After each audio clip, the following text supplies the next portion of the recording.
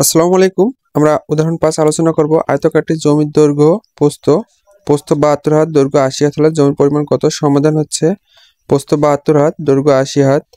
তাহলে প্রশ্ন মতে দৈর্ঘ্য এডি বিসি 80 হাত, প্রস্থ এবি ডিসি 72 হাত, তাহলে ক্ষেত্রফল কত শতাংশ? তা আমরা সূত্র মতে যাব। সূত্র মতে ক্ষেত্রফল সমান দৈর্ঘ্য গুণন প্রস্থ।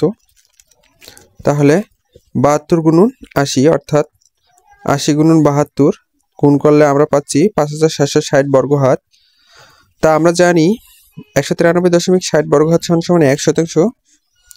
তাহলে 1 বর্গ হাত সমান 193 দিয়ে 1 কে ভাগ, যেহেতু হবে না তো আমাদের ক্ষেত্রফল দিয়ে ভাগ দিতে হবে। ক্ষেত্রফল আমরা কত পেলাম? 5760। তাহলে 5760 কে আমরা 193.60 দিয়ে ভাগ দিব। ভাগ দিলে আমরা পাচ্ছি কত? 29.752 শতাংশ। তাহলে ওইখানে আমরা পেলাম কত? উত্তর 29.552 শতাংশ। তাহলে এই ছকটা আমরা যেটা আঁকছি এইখানে জমি আছে কত? 29.752 শতাংশ।